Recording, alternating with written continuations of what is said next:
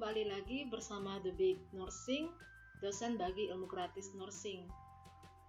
Kali ini kita akan masuk ke kisi-kisi materi untuk mata ajar keperawatan anak. Ya. Kalau kalian baru saja bergabung dengan channel ini dan langsung melihat video ini, saya sarankan ya, saya menghimbau agar melihat atau menyimak video pertama tentang apa saja sih, bagaimana sih bentuk soal hukum itu sendiri, ya, supaya nanti kalian paham dan nyambung dengan kisi-kisi materi di video kedua, 3, 4 maupun yang ini, ya.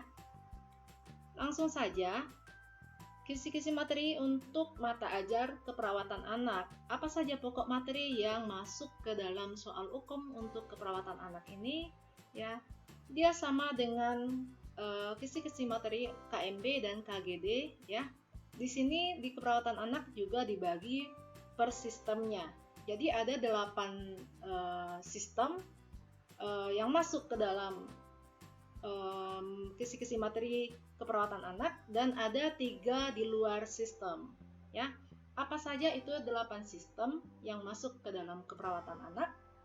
Yaitu sistem pernafasan, kemudian sistem kardiovaskuler, kemudian sistem pencernaan, kemudian ada sistem integumen, ada sistem saraf, ada sistem perkemihan, ada sistem hematologi dan imun, kemudian ada sistem penginderaan, kemudian 3 di luar sistem yang masuk ke dalam pokok materi keperawatan anak, yaitu tentang pelayanan kesehatan, yaitu imunisasi dan pertumbuhan dan perkembangan, kemudian pelayanan kesehatan pada bayi baru lahir rendah, dan terakhir yaitu pelayanan kesehatan dampak hospitalisasi. Nah, itu yang masuk ke dalam kisi-kisi materi mata ajar keperawatan anak. Kita kupas satu persatu, ya. Sistem pernafasan. Di sini, ya, kasus-kasus yang terkait dengan sistem pernafasan yang sering ditemukan pada pasien anak, yaitu kasus pneumonia, kemudian kasus TBC, kasus aspiksia, dan kasus asma. Jadi ada 4 kasus yang masuk ke dalam sistem pernafasan yang sering keluar di UKOM. Oke, apa saja sih fokus pengkajian untuk sistem pernafasan di keperawatan anak ini? Yaitu riwayat perinatalnya. Jadi kalian harus ketahui bagaimana riwayat perinatalnya, ya. Kaji riwayat perinatalnya, baik itu mekoniumnya, prematuritasnya, bagaimana Apgar skornya, ya, untuk kasus aspiksia. Kemudian perlu dikaji juga faktor risiko keluarga, ya, pada anak yang mengalami kasus TBC. Kemudian perlu dikaji juga hipertermia atau hipotermia, ya, untuk menunjukkan adanya gangguan infeksi atau gejala infeksi. Kemudian di sistem pernafasan ini juga perlu dikaji tentang peningkatan frekuensi nafas bayi, kedalaman dan kualitas inspirasi yang memanjang, yang menunjukkan adanya obstruksi jalan nafas bagian atas. Kemudian ekspirasi yang memanjang dapat menunjukkan adanya gangguan obstruksi, ya, di mana suara nafasnya yang keluar adalah wheezing, ya, untuk kasus-kasus asma. Nah, kemudian juga perlu dikaji adanya batuk produktif, sputum, kemudian adanya takhipnu, adanya ronci, kemudian adanya retraksi dinding dada, pernafasan cuping hidung, ya, untuk kasus-kasusnya pneumonia. Nah, itu yang harus kalian kuasai. Ditambah dengan tadi sudah dikatakan ada Apgar skor, tentu kalian harus mengkaji Apgar skornya, ya, 1 sampai 9, ya, untuk kasus pada bayi atau anak yang mengalami aspiksia bayi baru lahir. Kemudian pada pengkajian juga harus dilakukan perkusi terkait adanya bunyi redup disertai penurunan suara yang dapat terjadi pada pasien atau anak yang mengalami TBC. Diagnosis keperawatan yang terkait untuk sistem pernafasan pada keperawatan anak yaitu bersihan jalan nafas tidak efektif, ya, akibat ketidakmampuan membersihkan sekret atau obstruksi jalan nafas untuk mempertahankan jalan nafas yang paten. Kemudian diikuti dengan batasan karakteristiknya atau tanda dan gejalanya seperti batuk yang tidak efektif, kemudian tidak mampu untuk batuk, kemudian sputum yang berlebih, adanya ronci, wheezing, meconium di jalan nafas bayi itu sendiri pada pasien bayi baru lahir, kemudian bunyi nafas yang menurun, frekuensi dan pola nafas yang berubah. Untuk intervensinya sendiri serta implementasinya perlu kolaborasi dalam pemberian bronkodilator untuk meningkatkan retraksi otot polos paru, ya. Kemudian pemberian bronkodilator tentu boleh menggunakan prosedur nebulizer juga. Untuk kolaborasi pemberian ekspektoran digunakan untuk meningkatkan pengeluaran ekskresi saluran nafas atas, ya.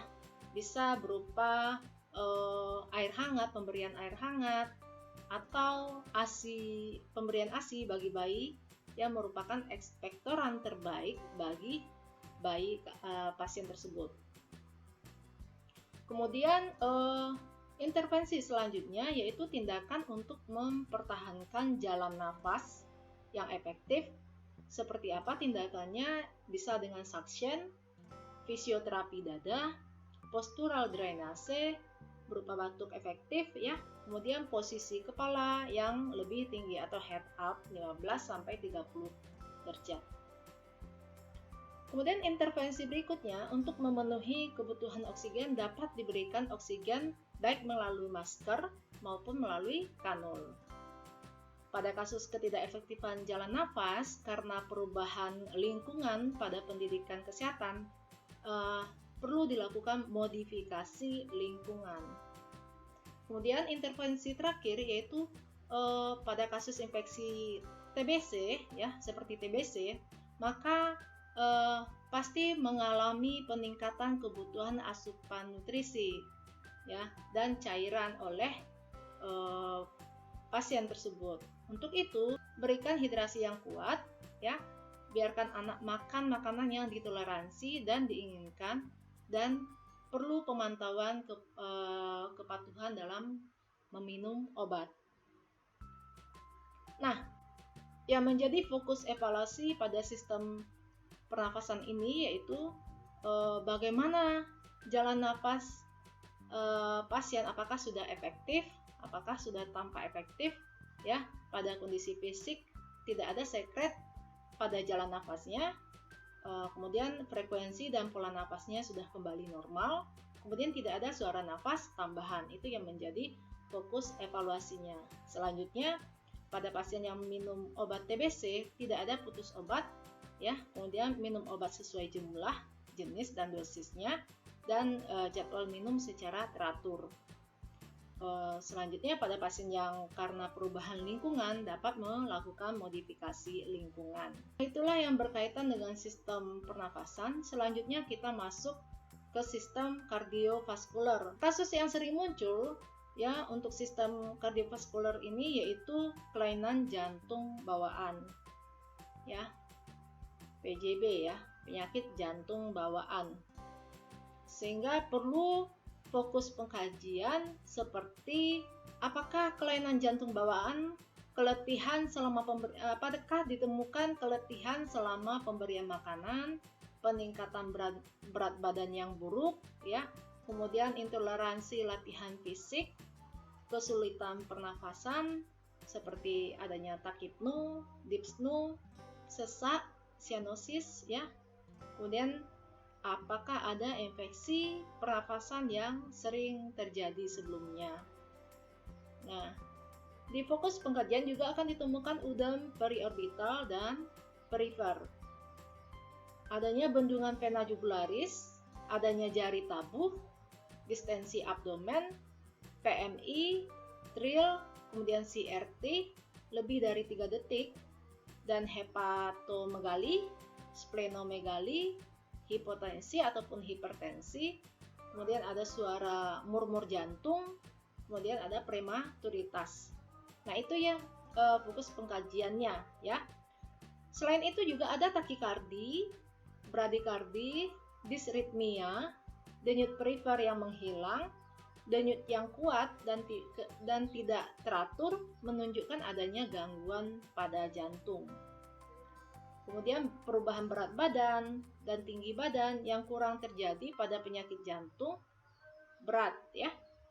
Kemudian demam menunjukkan adanya infeksi. Kemudian palpasi hepatomegali menunjukkan adanya tanda gagal jantung kanan. Nah, itu fokus pengkajian di sistem kardiovaskular. Kalau untuk diagnosis apa yang terkait di sistem kardiovaskularnya, yaitu tentang penurunan curah jantung. Jadi kalian kuasai juga diagnosa keperawatan penurunan curah jantung beserta batasan karakteristiknya ya. Oke. Yaitu akibat ketidakadekuatan jantung memumpahkan darah untuk memenuhi kebutuhan metabolisme tubuh ya, dengan data fokusnya yaitu adanya irama jantung yang berubah seperti bradikardi, takikardi, kelelahan, udem, distensi vena jugularis, hepatomegali, dyspnoe, tekanan darah meningkat, nadi perifer lemah, CRT 3 detik ya, CRT yang lebih dari 3 detik. Kemudian cyanosis murmur, perubahan berat badan. Kalau untuk intervensinya, apa yang menjadi fokus intervensi di sistem kardiovaskular ini? Yaitu pertama, tingkatkan curah jantung dan oksigenasi jantung yang adekuat. Kemudian kita tangani hipoksia dan gawat nafas pada bayi. Mungkin bisa dengan cara memposisikan lutut tertengkuk yang menempel. Kemudian fokus intervensinya kurangi beban jantung dengan memberikan periode istirahat saat jadwal perawatan, kemudian mencegah aktivitas menangis yang berlebihan, berikan aktivitas pengalihan dengan pengeluaran energi yang dibatasi, dan batasi aktivitas anak ya, bayi ataupun anak. Kemudian fokus intervensi berikutnya, amati gawat nafas dan lakukan pemberian ASI melalui OGT ya, dan perlu dilakukan diet yang seimbang dan diberikan stimulasi pada anak. Untuk fokus evaluasinya, anak mampu mempertahankan oksigenasi dengan adekuat. Orang tua juga memahami bagaimana cara penanganan gawat nafas pada anak yang terindikasi dengan gagal nafas atau mengalami gangguan gawat nafas pada ke arah dada. Kalau posisi fasting, nah itu dilakukan pada anak yang mulai toddler dengan cara anak diajarkan untuk posisi jongkok atau lutut menyentuh dada. Untuk sistem pencernaan, kasus yang sering muncul pada gangguan sistem pencernaan yaitu diare, ikterus, ya, dan hisprang. Nah, untuk diare itu pasti banyak keluar di soal UKOM. Jadi, tips saya, pelajari sepenuhnya tentang diare, ya, kemudian derajat dehidrasi, kemudian pahami juga pemenuhan kebutuhan cairan pada pasien bayi atau anak yang mengalami diare beserta tanda dan gejalanya. Nah, itu. Apa yang menjadi fokus pengkajiannya untuk sistem pencernaan ini?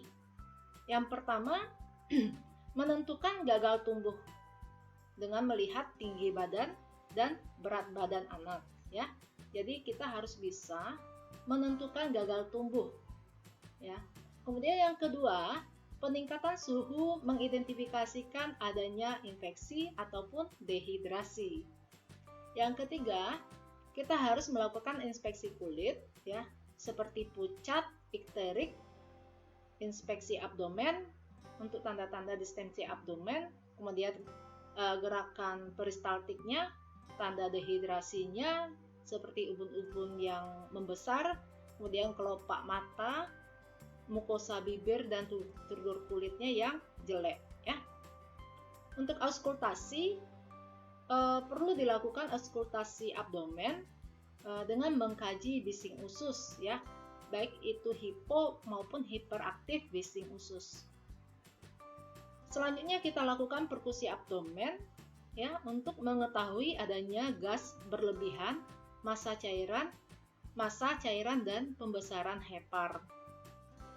Pengkajian pada bayi baru lahir dengan kegagalan akan mengeluarkan mekonium. Hal ini disebabkan karena kurangnya persarapan pada segmen kolon menyebabkan tidak adanya gerakan mendorong, berdampak terjadinya akumulasi isi intestinal dan distensi usus proksimal pada kasus Hirschsprung.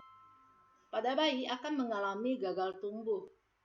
Kemudian bayi juga akan mengalami konstipasi dan diare periodik. Yang lebih besar dia mengalami anoreksia, konstipasi, feses berbentuk pita, dan adanya distensi abdomen.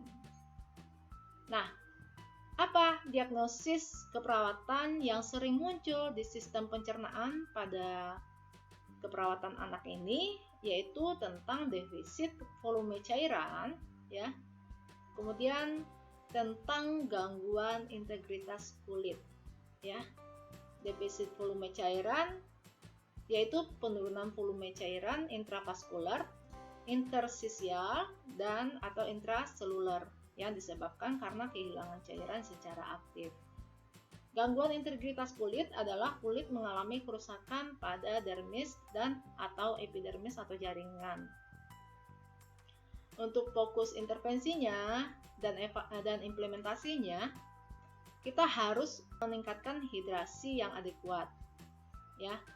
Jadi yang masuk di sana bagaimana ya meningkatkan hidrasi yang adekuat dengan memantau status hidrasinya, mencatat asupan dan haluaran cairan, melakukan timbang berat badan bayi atau anak, kemudian melakukan evaluasi karakteristik urin, baik itu dari segi warna, jumlah maupun frekuensinya.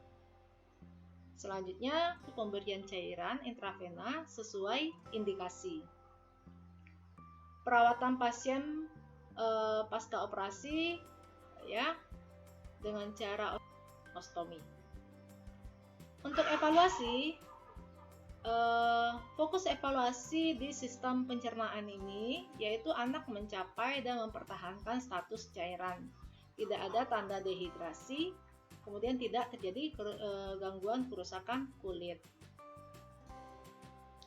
Kemudian untuk sistem integumen, ya, kasus yang sering muncul pada gangguan sistem integumen yaitu ruam, ya, ruam popok dan campak.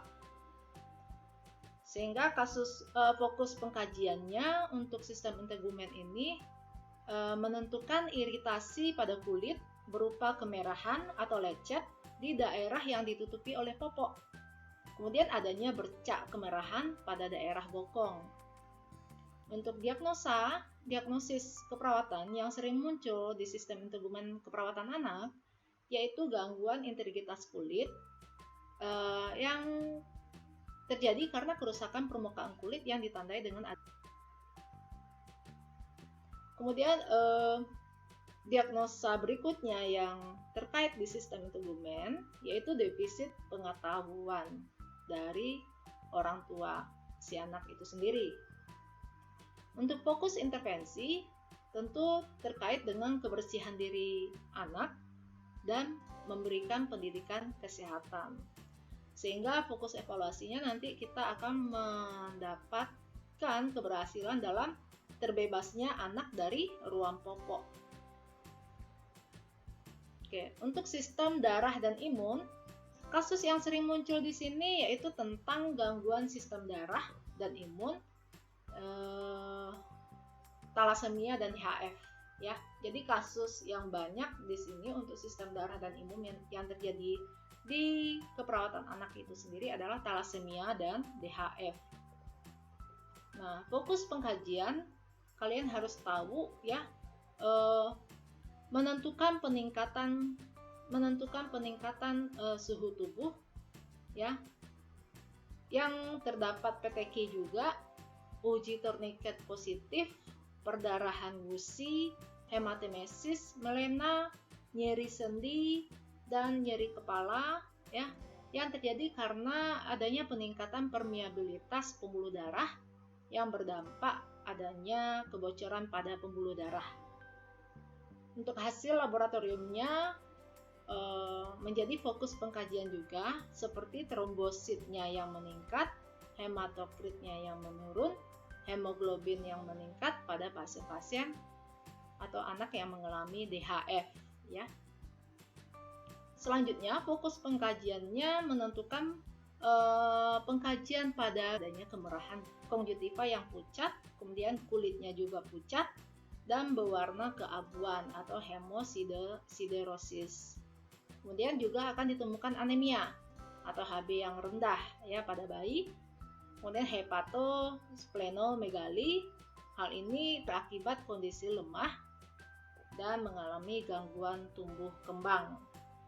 Kemudian perlu dikaji juga tentang riwayat transfusi darah yang secara rutin ya.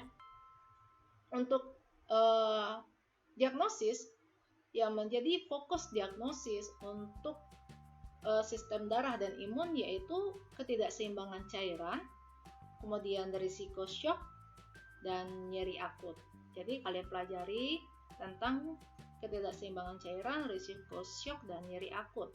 Kemudian bisa juga diagnosisnya tentang intoleransi aktivitas, keletihan, risiko perfusi perifer yang tidak efektif. Selanjutnya fokus intervensi ya, apa yang menjadi fokus intervensi dan implementasinya untuk sistem darah dan imun, yaitu terapi rehidrasi oral atau periteral, kemudian memonitor hasil laboratorium, manajemen nyeri ya, kemudian kita tingkatkan oksigenasi jaringan, cegah atau minimalkan perdarahan, kolaborasi pemberian transfusi, monitor reaksi transfusi, kemudian pengambilan sampel darah, uji tourniquet, transfusi darah ke komunitas thalassemia ya. Untuk fokus evaluasinya perlu dievaluasi terkait adanya tanda dehidrasi ya, apakah masih ada tanda-tanda dehidrasi, kemudian apakah masih ada perdarahan, dengan harapan itu tidak ada perdarahan ya. Kemudian hasil laboratorium juga sudah mengarah ke rentang normal dan merujuk. Kemudian evaluasi berikutnya, perfusi perifer efektif, suhu akral yang hangat ya, CRT-nya yang kurang dari 3 detik, HB-nya yang optimal 10 mg per dl. Untuk sistem perserapan, kasus yang sering terjadi di sini yaitu kejang demam dan meningitis. Jadi kalian kuasai betul tentang kejang demam dan meningitis pada kasus anak ya. Dengan fokus pengkajiannya dengan menentukan karakteristik kejang yang merupakan gangguan pada fungsi otak yang normal sebagai akibat dari aliran elektrik yang abnormal, yang berdampak hilangnya kesadaran, gerakan tubuh yang tidak terkendali, perubahan perilaku dan sensasi, kemudian perubahan sistem otonom. Juga ditemukan pengkajian ya terkait fungsi saraf kranial dengan melihat respon pupilnya dan menentukan perubahan suhu tubuh. Selanjutnya menentukan peningkatan tekanan intrakranial ya, seperti adanya ubun-ubun yang cembung, muntah proyektil dan kesadaran yang menurun. Untuk diagnosis keperawatan yang sering muncul di sistem persarafan yaitu risiko mengalami sirkulasi darah ke otak yang biasanya berlangsung tidak lebih dari 1 menit, yang dikaitkan dengan kondisi akut penyakit demam yang tidak berbahaya. Fokus intervensinya ya, mempertahankan suhu stabil, mencegah cedera dan kejang berulang, kolaborasi pemberian antikonvulsan, pendidikan kesehatan pada orang tua tentang bagaimana cara penanganan kejang di rumah, kemudian pemberian obat perektal, kemudian etik legal yang terkait di sini yaitu non malefisiensi etik. Fokus evaluasinya yaitu tidak terjadi kejang, ya, tidak terjadi kejang berulang, anak terbebas dari demam ataupun cedera, orang tua pun paham bagaimana cara penanganan kejang di rumah. Untuk sistem perkemihan, kasus yang sering muncul di keperawatan anak ini yaitu infeksi saluran kemih dan sindroma nefrotik SN, ya. Dengan fokus pengkajiannya akan ditemukan kasus ISK yang disebabkan karena penggunaan popok atau celana yang ketat, kemudian aliran urin abnormal, peningkatan suhu tubuh, ya, kemudian peningkatan frekuensi BAK, kemudian nyeri pada abdomen. Fokus pengkajian berikutnya yang ditemukan yaitu adanya udem periorbital, kemudian udem anarsaka, peningkatan berat badan, pembengkakan labio ataupun skrotum, kemudian kulitnya mengkilat, nyeri abdomen pada kasus-kasus sindroma nefrotik. Sehingga diagnosa keperawatan yang sering muncul untuk sistem perkemihan yaitu gangguan eliminasi urin, yaitu disfungsi eliminasi urin yang disebabkan oleh bakteri yang kemungkinan karena kebersihan perinealnya yang kurang. Kemudian risiko integritas kulit dengan intervensi yang dilakukan di sini yaitu berikan tindakan kenyamanan, baik itu istirahatnya, kolaborasi dalam pemberian analgesik ataupun antipiretiknya, kemudian peningkatan asupan cairan. Juga harus dilakukan pendidikan kesehatan terkait pencegahan infeksi saluran kemih. Untuk fokus evaluasinya, anak mengalami haluan urin yang adekuat sesuai usia. Selanjutnya kita masuk ke sistem penginderaan dengan fokus pengkajian menentukan tanda infeksi pada mata seperti mata merah, gatal, dan bernanah. Ya. Sehingga diagnosis keperawatan yang terkait di sini yaitu gangguan persepsi sensoris. Fokus intervensinya yaitu pemberian salep mata dan fokus evaluasinya persepsi sensorik yang tidak terganggu. Ya, itu dia 8 sistem yang terkait di keperawatan anak. Kemudian 3 di luar sistemnya yaitu pelayanan kesehatan. Yang pertama itu pelayanan kesehatan pada bayi dan anak, ya, yaitu pemberian imunisasi wajib. Imunisasi selalu masuk di soal UKOM, sehingga fokus pengkajian yang terkait di sini yaitu menentukan usia bayi atau anak yang akan diberikan imunisasi berdasarkan jadwal, rute, dosis, areanya, ya. Kemudian riwayat imunisasinya bagaimana, ya. Baik itu jenis dan waktu imunisasi sebelumnya. Ya, apakah si anak pernah terkena penyakit yang dapat dicegah dengan imunisasi? Kemudian interval pemberiannya bagaimana? Kalian harus tahu ya imunisasi wajib yang diberikan kepada anak ya yang sudah diprogramkan oleh pemerintah, baik itu BCG, DPT, polio, hepatitis B dan campak. Di sini juga ada diagnosanya. Jadi diagnosis apa yang terkait dengan sistem pelayanan terkait pemberian imunisasi yaitu defisit pengetahuan, ya. Dengan fokus intervensinya nanti pendidikan kesehatan tentang pentingnya pemberian imunisasi dan bagaimana cara pemberian imunisasi. Sehingga evaluasinya nanti didapatkan adanya peningkatan pemahaman tentang pentingnya imunisasi dan adanya autoimun. Nah, itu harus dikaji. Baik, jenis pelayanan yang kedua, ya, pelayanan kesehatan yang kedua yaitu mendeteksi pertumbuhan dan perkembangan pada bayi dan anak dengan menggunakan KPSP. Jadi banyak muncul ya di soal UKOM untuk keperawatan anak. Jadi kalau ada berkaitan dengan KPSP, yaitu tentang deteksi pertumbuhan dan perkembangan si anak itu sendiri ya di keperawatan anak. Jadi kalian pelajari itu dengan fokus pengkajiannya seperti menentukan usia anak dan perkembangan menggunakan KPSP. Kemudian mendeteksi secara dini tumbuh kembang anak dapat dilakukan dengan pengukuran pertumbuhan dan pemeriksaan perkembangan anak ya. Oke. Kemudian penentuan usia anak didasarkan pada tanggal lahir anak dan tanggal dilakukan pemeriksaan. Dengan diagnosa terkait di sini yaitu defisit pengetahuannya dan fokus intervensinya adalah menstimulasi pertumbuhan dan perkembangan si anak dan menghitung usia anak. Evaluasinya pertumbuhan perkembangan anak sesuai dengan usia anak ya. Terakhir ya, pelayanan kesehatan yang diberikan bagi bayi baru lahir dengan berat badan rendah ya. Ini yang terakhir, pelayanan kesehatan yang diberikan bagi bayi baru lahir dengan berat badan rendah.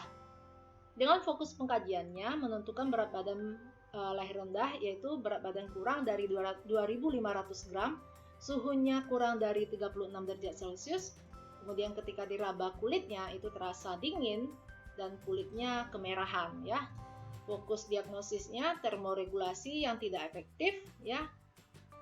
Kemudian intervensinya perlu di sini diberikan kolaborasi penanganan kehilangan panas ya dan pemberian pendidikan kesehatan ya. Di sini juga ada metode kanguru yang menjadi fokus intervensi pada pelayanan kesehatan terkait bayi baru lahir dengan berat badan lahir rendah. Evaluasinya nanti termoregulasinya kembali menjadi efektif atau normal. Itu saja ya yang masuk ke dalam kisi-kisi materi untuk mata ajar keperawatan anak ya. Jadi cukup banyak ya di keperawatan anak. Selain 8 sistem juga ada 3 pokok materi di luar sistem yang harus kalian pahami, apalagi tentang imunisasi, KPSP ya. Oke.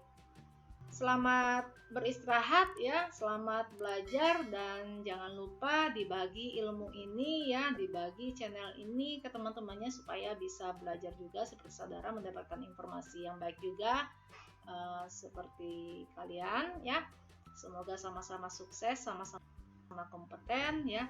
Sampai jumpa kembali di video berikutnya di mana saya akan bahas tentang kisi-kisi materi untuk mata ajar keperawatan jiwa ya. Sampai jumpa. Bye bye.